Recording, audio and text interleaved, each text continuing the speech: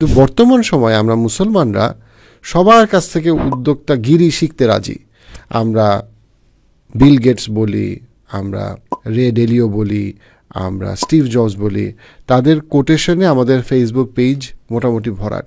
কিন্তু আমরা ভুলেই যাই আমাদের নবী সাল্লাল্লাহু আলাইহি ওয়াসাল্লাম শুধু ধর্ম শিখাতে আসে নাই, উনি জীবনের সব জায়গায় উনি আমাদের জন্য এমন কিছু শিক্ষা রেখে গেছে যে শিক্ষাগুলো যদি আমরা নিজেরা যদি না দেখি, না এক্সপ্লোর করি, তাহলে আমরাই ব্যর্থ হব, আমরাই হতাশ হব, আমরাই ক্লান্তিতে আমরা ঘুরে মরব।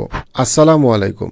গত 1400 বছর বা তার বেশি সময় ইসলাম আসার পর থেকে আপনি যদি খুব গভীরভাবে দেখেন যে পুরা ওয়ার্ল্ডের অর্থনীতি কারা সবচেয়ে বেশি সময় ধরে প্রভাব বিস্তার করছে, সবচেয়ে বেশি সময় ধরে, সেটা কোনো ইতিহাসবিদদের কোনো রকম দ্বিমত ছাড়াই সেটা মুসলমানরা যে সময় থেকে তাদের অগ্রগতি শুরু করে তারপর থেকে বর্তমান সময় পর্যন্ত ওভারঅল ইতিহাসকে যদি আমি একটা পাতায় লেখার চেষ্টা করি, দেন ওই পাতার 3/4 জুড়ে থাকবে মুসলমানদের দাপট।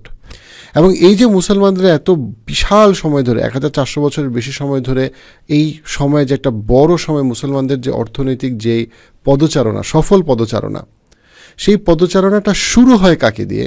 সেটা শুরু হয় আমাদের নবী রাসূলুল্লাহ সাল্লাল্লাহু আলাইহি ওয়াসাল্লামের ওনার নিজের উদ্যোক্তা হিসেবে এবং ব্যবসায়িক হিসেবে সফলতা দিয়ে। সেই দৃষ্টিকোণ থেকে আমার প্রিয় ভাই মিরাজ রহমান ভাইয়ের দ্য গ্রেটেস্ট এন্টারপ্রেনার মুহাম্মদ সাল্লাল্লাহু আলাইহি ওয়াসাল্লাম বইটা খুবই সময় উপযোগী, প্রাসঙ্গিক একটা বই।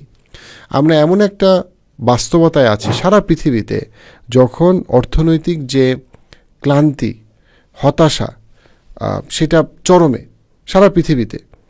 এবং আমাদের বর্তমান পৃথিবীর যেই ফিলসফির উপরে ক্যাপিটালিজম, যে ফিলসফির উপরে মডার্ন ইকোনমি দাঁড়িয়ে আছে, সেটা যে ঠুনকো ভঙ্গুর, এই যে ব্যাংকিং ব্যবস্থা, তার মধ্যে যে কত রকম ফ্ল, সেটা আমরা বুঝতে পারছি।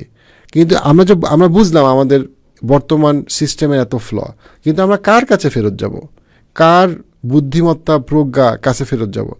আমরা আল্লাহ আজ্জা ওয়া জাল যেই মেথড আমাদেরকে দিয়েছে অর্থনীতি পরিচালনা, সেটাতে আমাদের ফেরত যাওয়া উচিত। এবং সেটার সবচেয়ে সুন্দর ডেমনস্ট্রেশন করেছেন কি? আমাদের নবী সাল্লাল্লাহু আলাইহি ওয়াসাল্লাম।